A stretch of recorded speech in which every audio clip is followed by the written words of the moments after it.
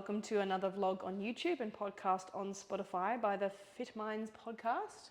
Coach Mariah Jean and Coach Chloe Jane here. Hi. 37 weeks. Yeah. I felt the pain in your voice. The final stretch. Yeah.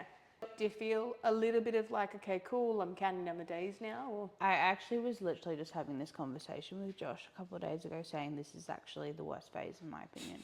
Because why am I laughing? You're like, ha ha ha. Because it fucking is. It's the unpredictability of things, right? Yeah. It's like you reach that point where it's like, okay, they could be here tomorrow or they could be here in 4 weeks. Yeah. You know? I'm not usually one to comment. I don't like to comment too much on how a person's looking in pregnancy because I think it's none of my business. But I think you look so beautiful. I saw your picture the other day.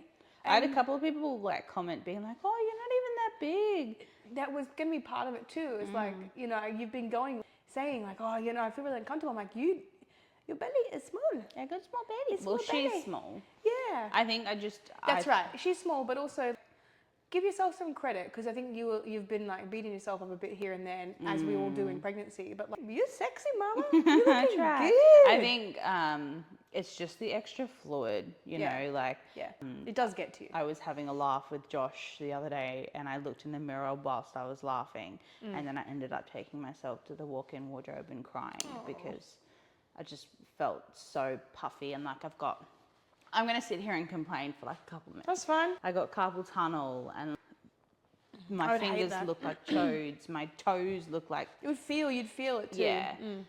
But not for very much longer. And I've already said to Josh, I was like, plan on walking to help push this fluid out when she's here. And it'll be handy because when I had Sienna, I didn't have the responsibility of another little human. I just had her, so I hermited a lot.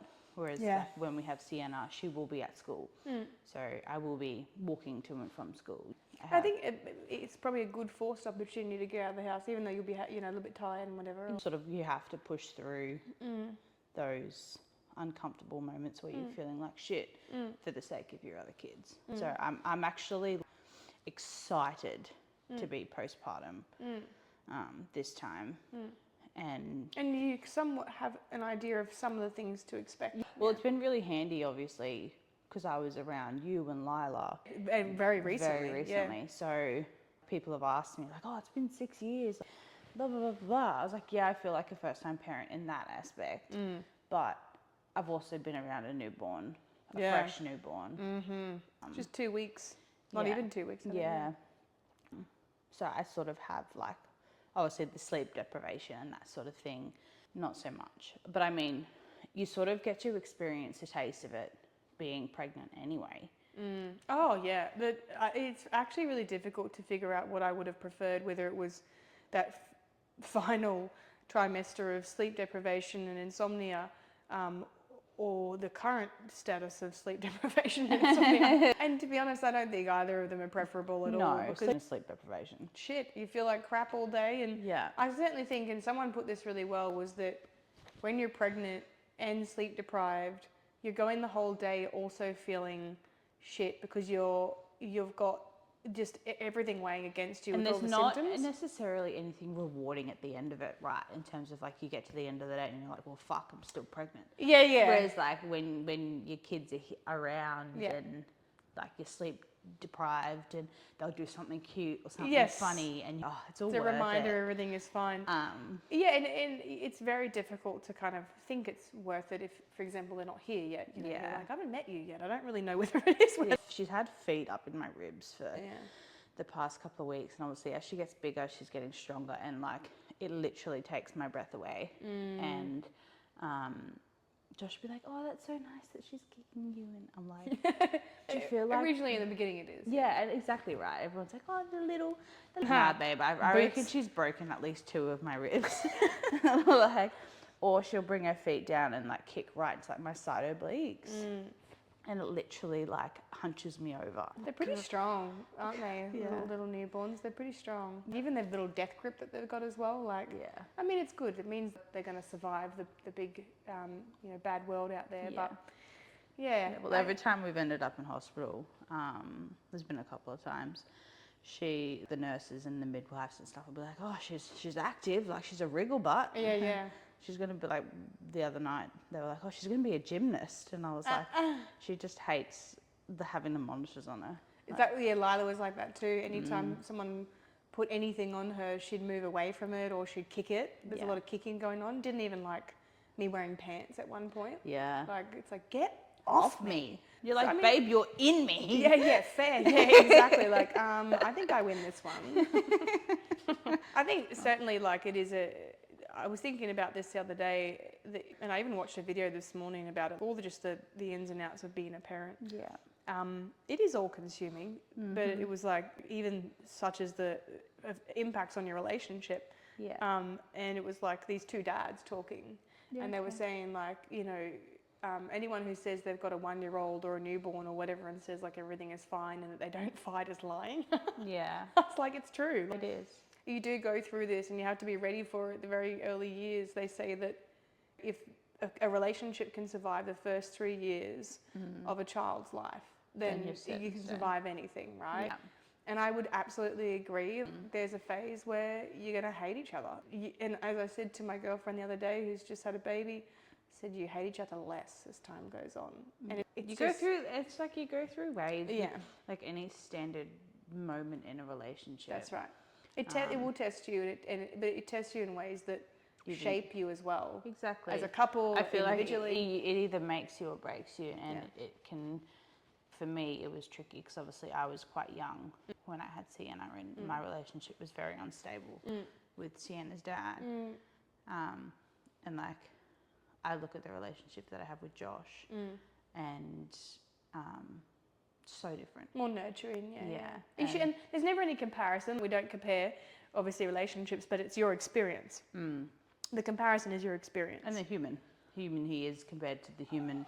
100%. And you know, as my mother used to say, like, the father of your child determines a lot in the way of what a mother experiences. Yeah. So I would absolutely agree there. It's like he doesn't realise how important his role is, even in that postpartum journey where Bubby is Velcro to you. So. Yeah.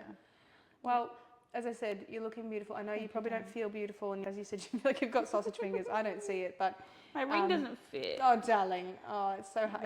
Look, honestly, if it's of any, I know you know this, but it's beautiful. It's a beautiful feeling. It happened recently, right? Where it was like 8, 12, whatever, 6 months afterwards. I was like, I recognize my legs again. Yeah, you know, like they look so different. That's been the hardest thing. Is like I feel uncomfortable wearing gym shorts because you're like, this isn't my body. Like this cellulite. I know it's all. It's actually not cellulite. It's so weird. I thought it was cellulite, and I was like, I'm not. What the fuck? I'm like, what? No, it was all over my quads. Oh, so mine's in my hamstrings. And I thought it was cellulite, and it was really interesting because I wasn't dieting or like exercising or really doing anything in the first 6 weeks or so. They were these like really thick, like worms that were going through my skin, and it looked like cellulite.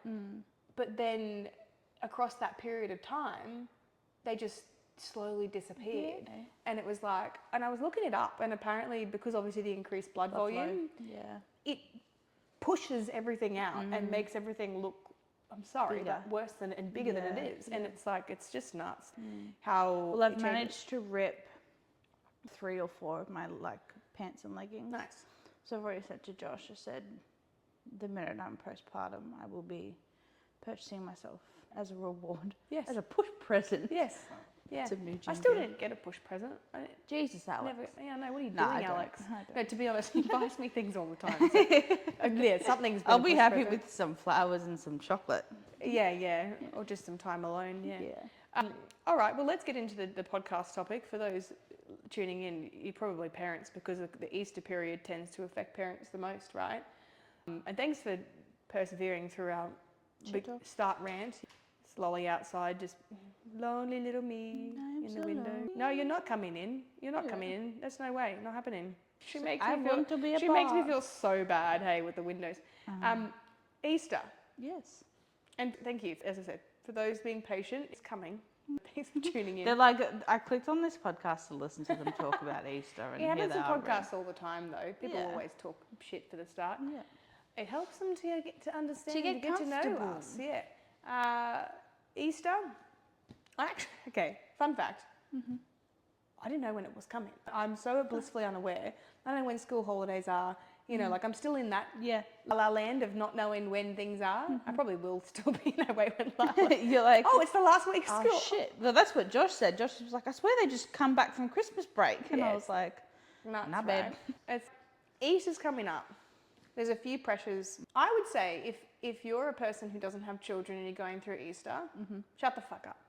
Yeah, Stop this it. is mainly Like, aimed at parents going honestly, through Easter. because if you get to Easter and you're like, you know, I've got family events, that's your decision, man. You choose that. You choose what you eat across Easter. I don't mean to not be empathetic for those who love Easter and it's always been a family tradition to. It's always, not to compare, it will always be harder for parents. And I'm saying this from a perspective of someone's child who doesn't know what Easter is, right?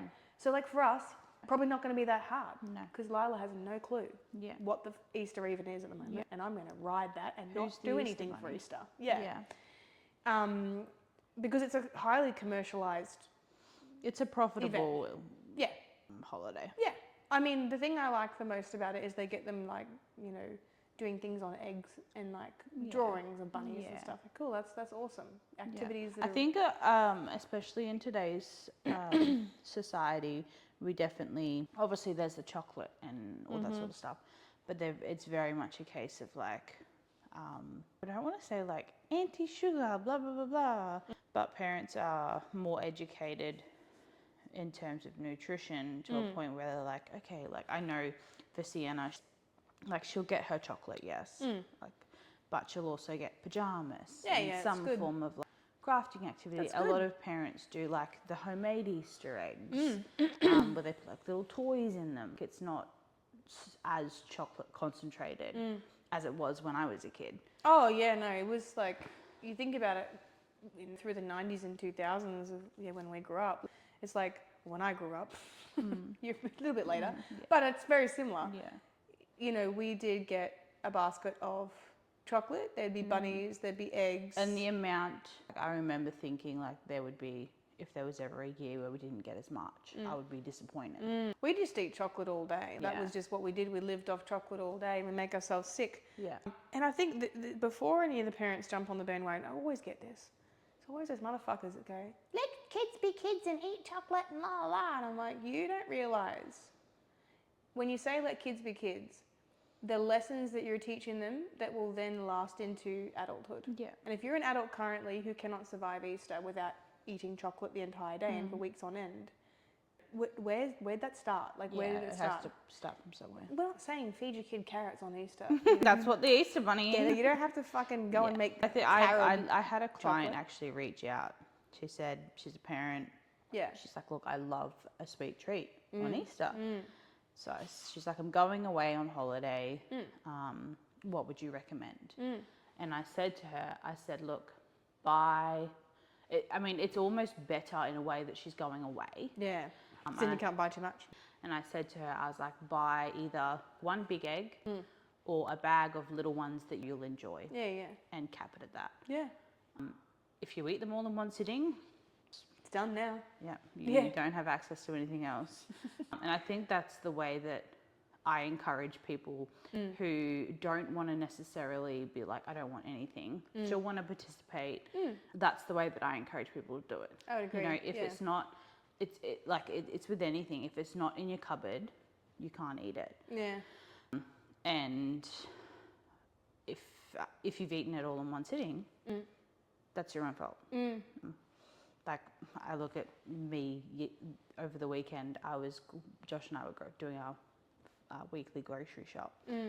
And I looked at him and was like, I want a bunny. And he's like, do it. Get yourself a bunny then. Because I was like, oh, you know, like I can't get myself a bunny. I'm not a kid, you know. And then I was like, hang on, wait. Break the rules, Chloe. I'm an adult. I make my own money. You know, if I want a bunny, I'm going to get myself a bunny. Especially if it's at one of those moments too, where it's not because you're doing it out of like emotional discomfort. You're not comfort eating. You're just like, I want one of these. You know, I want to give myself permission and be okay with it happening. Yeah. I mean, admittedly, I did eat it in one sitting, and I was like, no more bunny for you. But that's the thing. It's done. It's like my Easter, like I've already, like You're pretty bad with waiting, Chloe. You're an impatient person. But that's this, Easter's out of the way it's for just Chloe. reiterating to Correct. you guys that I am a human, right? That's right. And Yes. it was like literally yesterday. I was all right. I'll just have the ears, and then because I spent all day at home, I was then like, oh, I'll have a little bit more. And then, oh, I go back and have a little bit more. But like now that it's gone, I can't get any more bunnies. No, you've had Easter's done. Easter. Everybody, by the way, Easter is finished. Chloe. I have finished my bunny. Yeah, no one needs to worry about it anymore. But you know what I mean? Yeah. Like now it's like, okay. Yeah. I think too, like it depends on your individual. For example, so I used to feel pressured around Easter to eat chocolate. Yeah. As in, not necessarily that I wanted to. Everyone else was doing it, so I thought I had to. Yeah. And same with Christmas. Everyone else was doing presents, so I had to do presents. This is unpopular opinion. I don't actually really enjoy Easter egg chocolate. I don't like most of the little ones. Yeah. If you're not a sweet tooth, don't. I have a sweet tooth. I'm very particular about my chocolate. Yeah. I like Kinder Surprise chocolate. Like if you were to say, look, here's a big egg and it's Kinder Surprise, I'd be like, fucking man, No, give me that.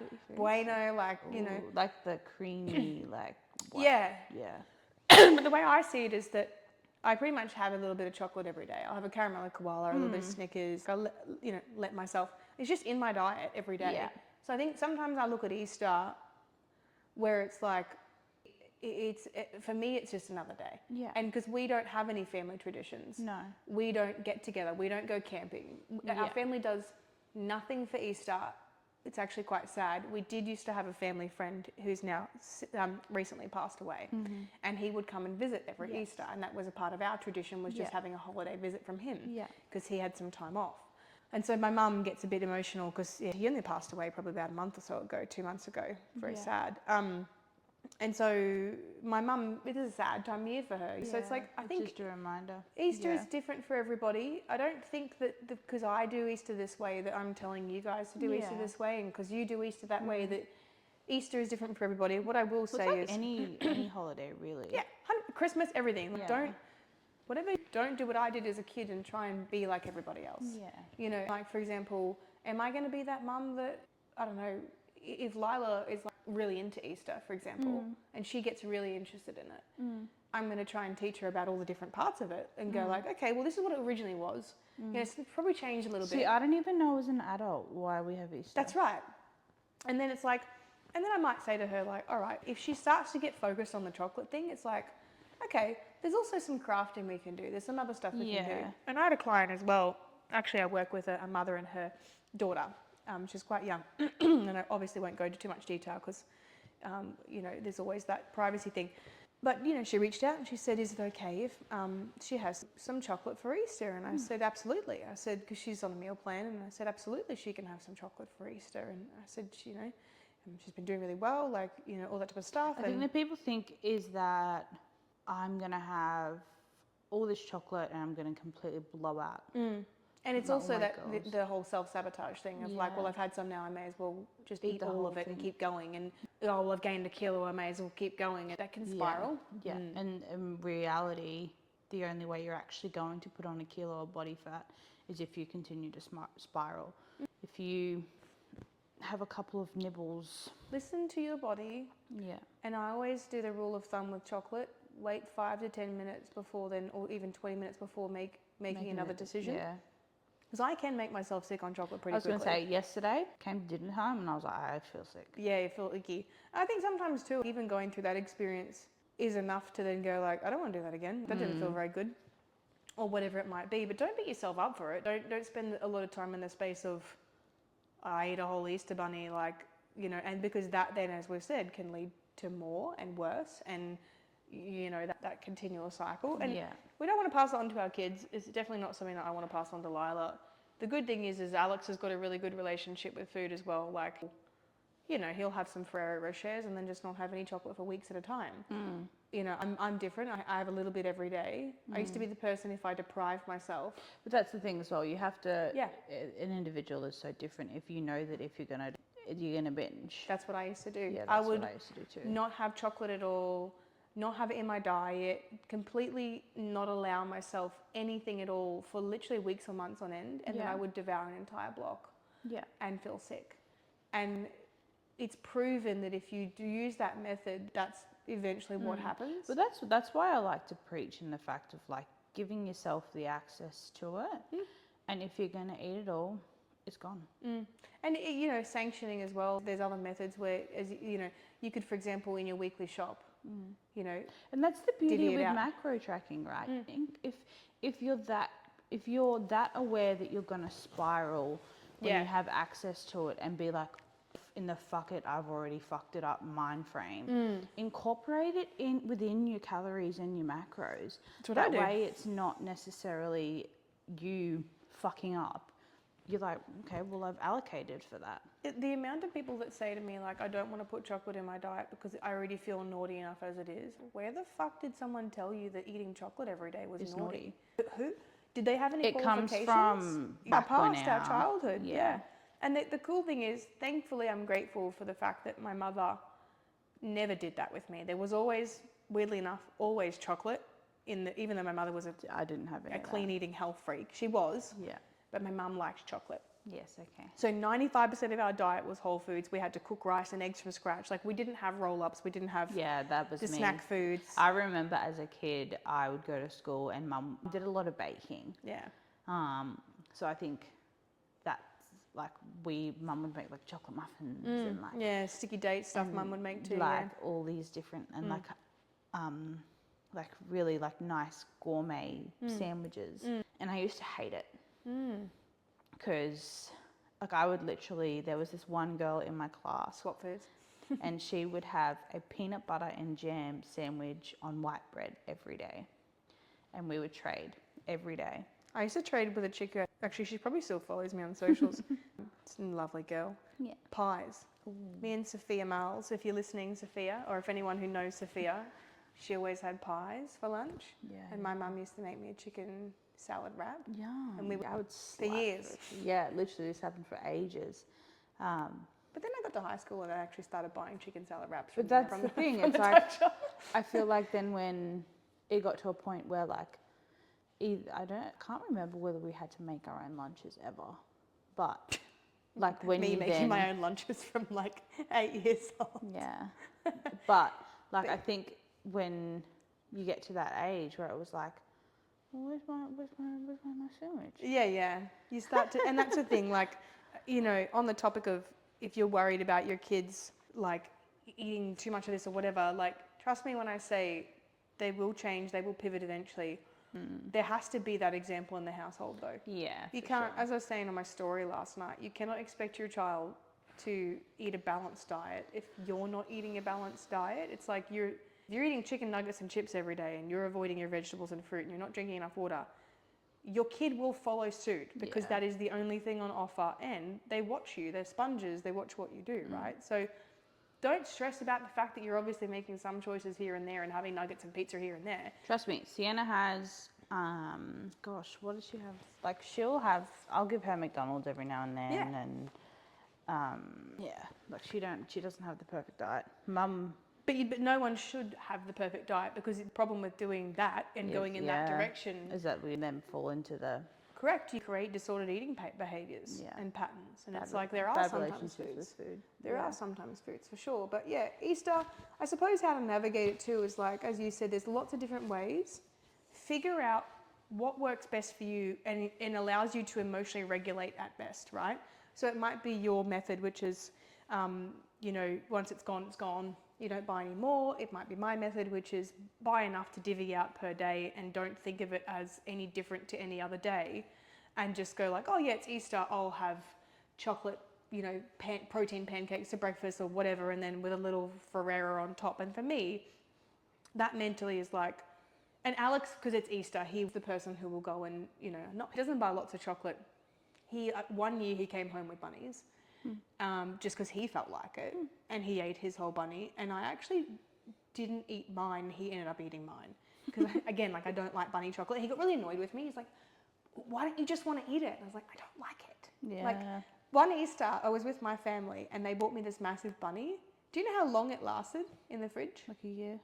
Yeah, something like that. And my mum was like, what the fuck is wrong with you? And I'm like, I don't like Easter chocolate. Yeah. And I'll have little bits of it. Yeah. And I'm actually not practicing self-control. You just I don't didn't want it. Yeah. And I think that a lot of people, as I said, like can fall into the trap of, I've got to eat it because it's there as well. Yes. So it's like, both can work. Both, depending on your brain and how it works, both can work.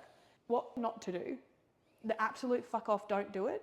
Don't go and buy bags of chocolate. And if you say to me, it's for the kids, you're the person choosing to do that for your kids. It's expensive at the moment as well. But like, stop doing it. You don't, your kids, and if you set the standard one year of you've bought this massive basket full of chocolate and you're trying to impress your kids and be the best mum in the whole world and whatever, cool, whatever. If that's what you want to do. But also, they're going to expect that then the year after that and the year after that. They might compare to bloody, oh, Johnny got a massive basket of chocolate. It's like, you know what? Instead of getting lots of chocolate, how about, as you said, we get a new, set of jammies or what's something else that you'd really like? And it's like, that can very easily distract them from a giant basket of chocolate. Or even so, why don't we go out and do an activity together? You've always wanted to go to the maze or whatever. Let's do something together. Yeah. Because you'd be surprised how much you can swap in and out these things. See, it was pinnacle that we'd have a hunt. The hunts, of course, yeah. But that's where you can also start to incorporate things like your DIY, like eggs, where you can put little, like, even if you, like, sit down with them and be like, okay, what do you want to do? Like, utilize the school holidays. Hide anything, you don't have to hide eggs. Yeah, it's like, what do you want to do over the school holidays? And then you could get these little DIY ones that you can, like, break apart and get little, like, paper notes and write in it, like, go to blah, blah, blah, blah, blah. And then like, oh, the Easter bunny knew that you wanted to go here. And doesn't have to be food related, doesn't have to be chocolate related. And it's not, I think the thing is that people are thinking it has to be black or white. It's either one or the other. It's either we have some, or everyone's eating clean and no chocolate at Easter, or we're eating a shit ton of chocolate. Or we're making ourselves sick. And we're just, it's just Easter, we'll just write it off, don't worry about it. Like, sorry, but that's part of the problem, is that you are encouraging that this behavior. Very extreme, it's either this or that, instead of just chill the fuck out and have a small amount, or a moderate amount. Listen to your body and encourage your kids to do it too. Like, Sienna's really good. Like, she has still got Halloween lollies. There you go.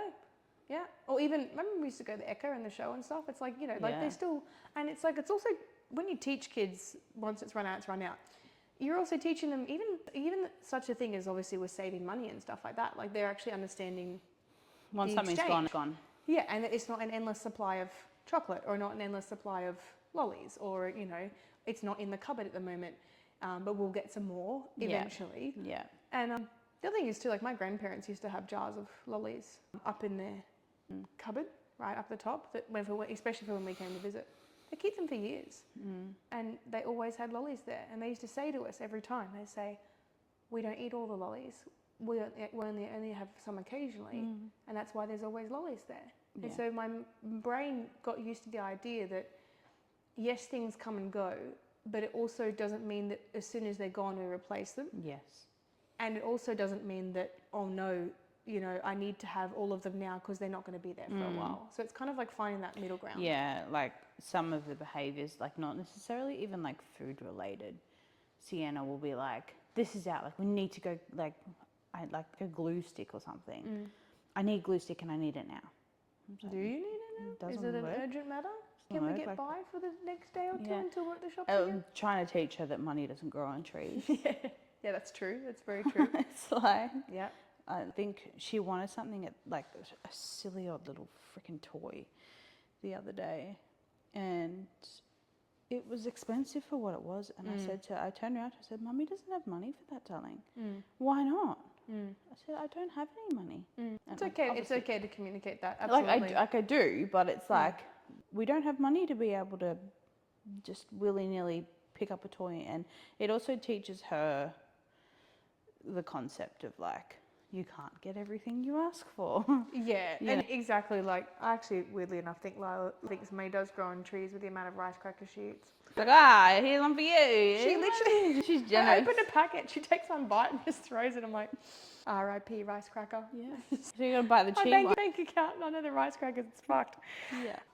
Yeah, and the other thing too is like, you know, even as a baby, like I think Lila's probably eaten, I don't think she's ever had actual, cake. She's had cake. Yeah. I think I saw at her birthday, someone gave her a bit of chocolate and I didn't really care. Yeah. But it's not like on a daily basis, you know, for example, like she won't often even see me eat chocolate. Yeah. But she has chocolate flavoured things. Like Yeah. we've got the Wicked Sister puddings and she'll have a little bit of that. We just try not to have it too close to bedtime. That's the other thing too, guys. Chocolate has caffeine in it. Mm. Please understand this. I'm not saying don't let your kids have chocolate. But if you're like, oh, it's the sugar and they're bouncing off the walls because of the sugar. No. It's more so the caffeine that's in the chocolate. And if you're giving them chocolate late at night and like lots of it, good luck to you for sleep time because that's not going to happen. So, Yeah. you know, if you are going to have chocolate, have it for, sounds like, Have it for breakfast.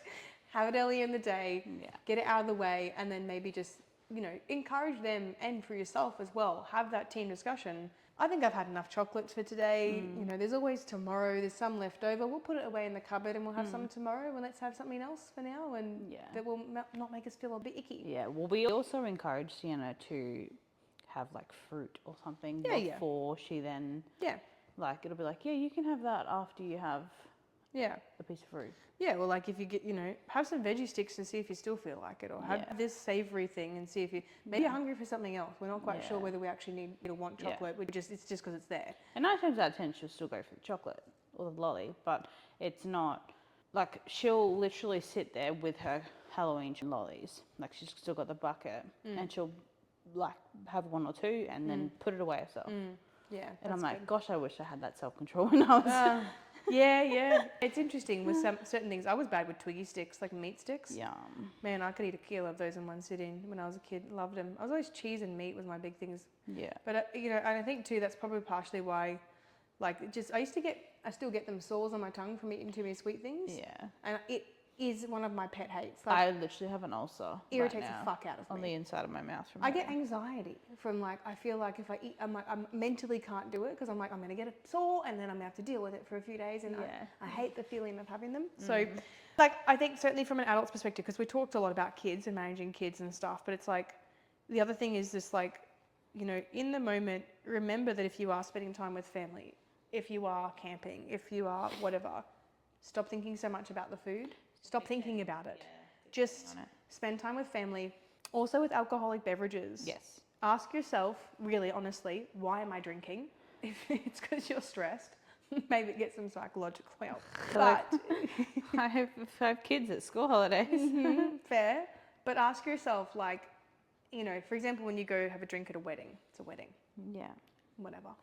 Like, are you making this socially acceptable and normal to drink at Easter? Are you the person doing this? Is it the Australian culture that you're pressured into? And if so, you're an independent thinker, you can choose for yourself. If everyone else is drinking wine and beer around the campsite, you don't have to. You can have a Pepsi Max if you don't feel like doing it.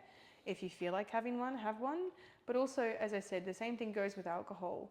Just because you're on holidays, just because you're camping, just because it's Easter, just because blah, blah, blah, this is where you're undoing yourself every year. It's Christmas, it's Easter, it's New Year's, it's your birthday, it's your cousin, sisters, dogs, partners, boyfriends, mitzvah. Yeah, wow. You are making every excuse under the sun as to why you need to take this extreme drinking and eating to the next level. Give yourself the opposite reason. I don't mean go strict, really strict on yourself. Just go like, okay. Just ask yourself if, like, you really need it. Yeah, it's and if you go, you know what, I deserve that glass of wine, go have your glass of wine. Yeah, it's Easter. Have a glass of wine. Have a glass of wine or have a couple and then stop and just say to yourself, me justifying this because it's Easter is part of the problem. I'm part of the problem. And then obviously we know it's like clockwork every year. After Easter, do you know how many inquiries I get come through? I can't I cannot keep up with the inquiries that come through the week after Easter. Yeah. If that's not the indication of where people let themselves go because they've made this so socially acceptable and so normal and normalized it. Trust me when I say, you don't even need a coach. You don't even need to hire me to tell you this. Stop going over the top. Yeah. You do have the self-control, and a lot of it starts with the thought process of this is not normal. This is me saying it's normal. And then a lot of people will turn around and be like, then I'm restricting. You're not restricting if you're just having a couple. Yeah. You know what I mean? Restricting is just cutting cold turkey, not doing it at all, and sitting there like I wanted the whole bottle. It's like, why? Yeah. This is what I like. I think it's tricky coming from someone who doesn't necessarily enjoy drinking. You're also pregnant.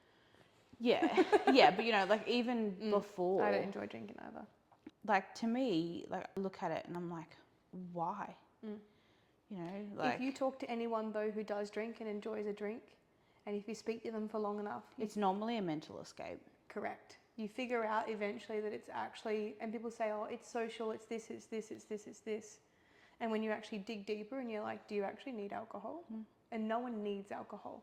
No. It's not a major macronutrient that you need to survive. No. So we know that it's always a luxury, and we must treat it like it's a luxury. Just as we treat, you know, processed foods like luxuries. They are luxuries. We live in a first world country where we can. There's some fucking countries that they can't afford alcohol, they can't afford chocolate, so they eat rice, eggs, and, you know, the basics. Like you really have to remember that it is a privilege to eat these foods and to drink alcohol. And if we abuse privileges, what do we expect is going to come out the other side? How is our body going to respond to that? Again, yes, comes from us not enjoying drinking, but also we've been through our fair share of drinking. We've been there before. We've talked about this before. I've been an alcoholic. I've been a binge drinking alcoholic, and I can tell you what, I was miserable and it was my fault. Like I said before, I think there's always, like, I hear people that go, oh, it's just for the social aspect of things. You're doing it to yourself. And it's like, deep down, you have issues. Correct, yeah. And you're using it to mask those issues. And 9 times out of 10, they aren't even aware of it. No. It definitely becomes a subconscious behaviour for sure. Being someone who I've been around alcoholics and I've been around those who drink a lot from a very young age. And I think it was a good thing because it exposed me to what I didn't want to end up like. Yeah. Well, see, I know my mum, like, I don't mean to throw my mum under the bus here, but I know she, like when she's going through it, because her drinking will pick up. Yeah. And it's, thank God we're a part of a generation that's normalised talking about things, working through things, and also, you know, that millennial generation, you know, younger, are a part of the generations that drink the least. Yeah, right. Most of us have boycotted drinking, binge drinking, because we think about health, we think about long-term concerns there. It definitely is very ingrained in previous generations, for sure, and in their social culture. It's okay to go against the grain. You don't have to be like everybody else. Yeah. Remember that being different is sometimes really fun and really empowering and can give I you the just strength. hate being hungover. Yeah, I also don't like the feeling of being out of control, like when I'm under the influence and saying stupid things. Like just going, oh God, I can't believe I said that. Or looking back on conversations I had when I'd been drinking going, you're an idiot. Like, why did you, that's embarrassing. You're not even funny. No, like, literally, yeah. And like, and this isn't, again, this isn't us being like, we're perfect, we don't know, no, absolutely not. Absolutely not. You know, like it's, you know, I've had 2 glasses of wine while breastfeeding since being pregnant and breastfeeding. So for almost 2 years, I've had 2 glasses of wine. And one of them was actually over the weekend. I had a glass, and it was just because, you know, it was on offer. Yeah. And my justification is I wanted it. Yeah. And I didn't feel pressured at all. Yeah. At all. It was in a family environment. It had been a lot of big weeks with the move, first birthday. Mama had a lot on her shoulders, and it wasn't even necessarily to cope. I think it was for me to give myself permission, because I'm so strict with alcohol, to be like, you don't have to be such a tight ass, Mariah. Yeah. Like, let yourself have one. Yeah. And that's it. I stopped at 1 and... Well, see, I plan on like going out, maybe having like a cocktail or 2. Yeah. Like, I enjoy a margarita. Yeah. I see a mum actually on socials. I love her so much. Amber, she goes out every now and then, and you see she'll have, but it's always within, you know, so you have it 2 hours later, then you can feed again. Yeah. And it's good now Lila doesn't feed so often, because it's like, okay, no, I could fit that in every now and then. So, But yeah, it was also because, Alex's dad had bought a new car and like we'd bought a new house. Yeah. And there was And like all these Josh and I celebrations. go out for like a date night or something, and like Yeah. he'll get his and I'll get a Yeah. glass of wine. Or, Yeah. You know. Yeah. Yeah. So yeah, you can definitely give yourself permission. Yeah, okay, it's Easter. Have one, have a couple, whatever. Yeah. Have a little bit of chocky here and there. Yeah. But have that let the conversation in your mind remain calm and internally remember that your dialogue, I said this so many times in podcasts, what goes on up here determines what happens out here. Right? And so like if you're telling yourself, fucking eat all the chocolate, like and you're like a little cracky. That was me yesterday. Right? Got your little cracky on. Calm the inner cracky. All right, just calm down. Okay, I don't need to do it. It's all good. Breathe. Yeah. And then think about, okay, and if you do have a cracky moment, I had one cracky moment. It's in the past. Let's move forward. I don't need to be a cracky permanently. Sorry to the crackies out there listening to this podcast. I don't think we'd have any crackies. And if you are, you're a previous drug user, I'm very sorry. I shouldn't laugh. Addiction is a difficult thing, but also we must remember that addiction can be formed in many ways. There's food so many different addiction, there's alcohol addiction, and I do think Easter triggers that for some people. It definitely triggers it. So if you are, however, we'll finish up because we don't want to go on for too long. If you are struggling, this is definitely not a bid to make you feel like shit and go, like I don't know why I'm like this. We know. We understand. We've been there. Yeah. We've actually been in a position of addiction. Yesterday. Binge eating, addiction. But even then, I wouldn't necessarily call you eating your entire Easter bunny a binge because you weren't going into the fridge and then doing more. Yeah. It was like you just ate a whole Easter bunny in one go. That's fine. It is what it is. Move forward. And you have. And it's like today I'm not restricting. And like but you're also not eating another Easter bunny today. No. You just normal day. Yeah. Yeah. I mean, I don't have access to an Easter bunny. Because you ate it. Because I ate it. It's a very simple math And here. I'm not gonna. One Easter bunny eaten equals no Easter bunny. And I'm not going to go out and buy another Easter bunny. That's right. Because that's what used to happen to me. Buy yourself some flowers instead. Like, you know what I mean? If you think, Yeah. okay, I want to go get more, get yourself something else. Go get a massage. Go for a float tank. Like, reward yourself. Give yourself some satisfaction in a way that isn't then leading into more food and more self-sabotage and more I'm a piece of shit and, all that type of stuff. But if you are struggling, because I know you are, right? If you are struggling with, not necessarily, I wouldn't say showing self-control, regulating your thoughts and emotions around food. If you are struggling with figuring out, yes, but how much is a little bit? What does moderation look like? Is this too far? Am I restricting too much? Is this healthy or whatever it might be? Yeah. Even so, whether it's before or after Easter, I can guarantee you how many people are going to wait until after Easter to inquire about coaching. Put money on it. I've been doing this for 10 years. But it's okay. Come, door is open. We will talk to you about it. We'll walk you through it. Chloe and I coach very similar in a lot of ways, and then we have different methods as well, which makes us so unique, but also so alike in a sense that we align. But there's we also have abilities to be able to tap into different things that, exactly, and different things that each client needs. And it's just, we take the complicated and we make it simple for you. We make it so simple. It's like I tell people all the time, it's only as complicated as you make it. Correct. We basically take your gobbledygook spaghetti thoughts and we turn it into a nice clean line of direction, which then makes you feel stable, secure, valued, and Heard. Determined as well, and heard, confident in what your next steps are, for sure. And not judged as well. Like, as we might get pretty hard and firm in these podcasts, but trust me when I say we're like cuddly teddy bears in check-ins. We will have firmness there, but we will always follow it with, hey, despite this, you're doing great. These are the things you're doing really well. Here's a virtual hug. Like, it's going to be okay. And we do take away some of that sting and that pain that can come from these events that you are so severely hard on yourself for.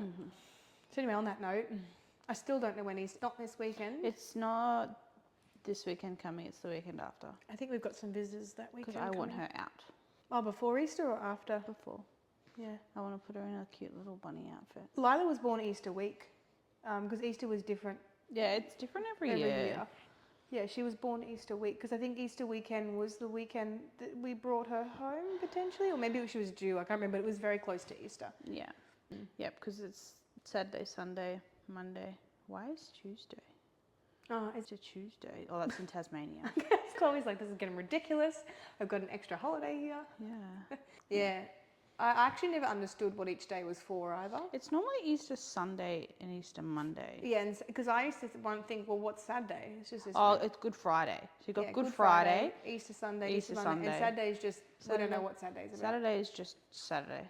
The Yeah. Saturday before Easter Sunday. It's kids' It sport, literally says kids' in sport day. It literally says in the calendar the Saturday before Easter Sunday. There you go. Poor Sunday before Easter. It's like I don't even have an identity. Yeah. I don't know what I am. I'm just Today. Anyway, guys, we're just rambling on over here. Send us a message. I can't believe it. I've got like 3 video consults or 3 phone calls for inquiries over the next few days. And just so you know, I do most of the inquiry processing, and then Chloe will do coaching, and so will I. But so yeah, if you ever get me, it's also for Chloe. I always do it on behalf. It's just the way we do it. So yeah, I've got a few video consults. Yeah, for coaching, which is quite strange this time of year until Easter. So yeah, I'm actually really, I've got this the calm before the storm, and I expect things to just go. So please don't be an idiot and come and inquire. Like, don't be an idiot.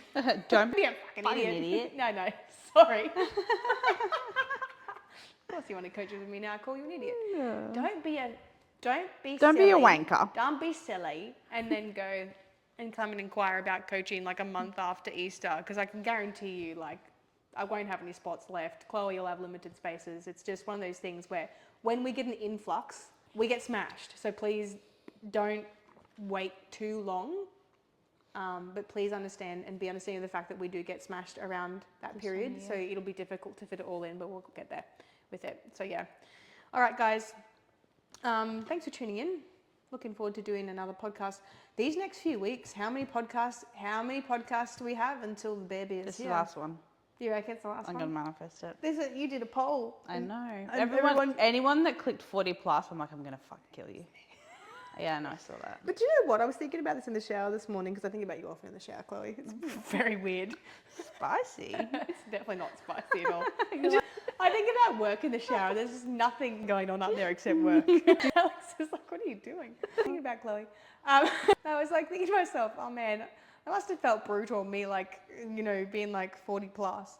But it wasn't because I want that for you. And it wasn't because I was like, oh, that'd be right, Chloe's bad luck or anything. But it's because you want her to come early. And I'm like, kids always do the opposite of what we want. I know, and like this is what Mum keeps telling me. I'm like, oh, I want to hear. Just saying like, I don't care. You can come late. I don't care. Well, like I've already said to Josh, I was like, we've got to like mentally prepare that she might not be here for like 5-6 weeks. 40 weeks tends to be second pregnancy. They tend to only go to 41. Yeah. Well, the funny thing is my sister, so she's due 4 weeks after me. Yeah, right. So Mum decided, and she decided to pipe up the other day, being like, haha, wouldn't it be funny if like I went early and you went really late and I ended up having Bob before you did? That would be fun. No. And I said to her, if that happens, I will literally never forgive you. despise of your child. Yeah. You're the worst. No. It actually would be really interesting if they became like birthday twins. Hey, it'd be so funny. Yeah. Well, she's over in Melbourne, so. Yeah, there you go. Yeah. All right, guys. Thanks for tuning in. If you want, no one ever gives us suggestions. We just come up with this shit ourselves, and then people seem to like it. So keep the no ideas flowing. No. Keep doing what you're doing, which is fuck all. Yeah. Thanks, guys. Thanks for tuning. Thanks for listening to the free information and not actually contributing anything at all.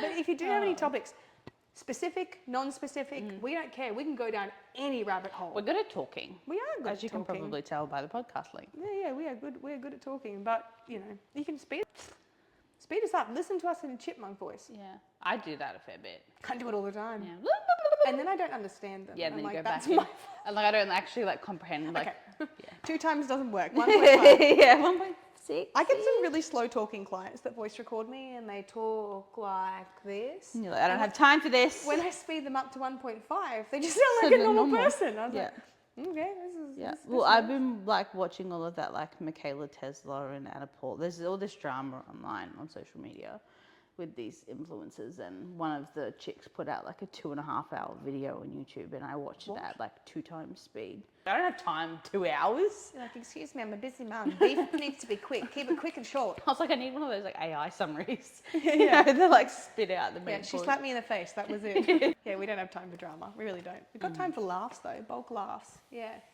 And being idiots. I'm an I was gonna idiot, say, so it's shit okay. talk and- Yeah. All right. Well, apparently Lolly's getting very Lolly is irritated. like, She's hurry. I'm done with your shit. What is this? I'm not an outside dog. How dare you? Thanks for tuning in, guys. Looking forward to doing another podcast for you very soon. That's a wrap. Over and out. Bye. Oh, My knees. and my hips. I was like, you're so old.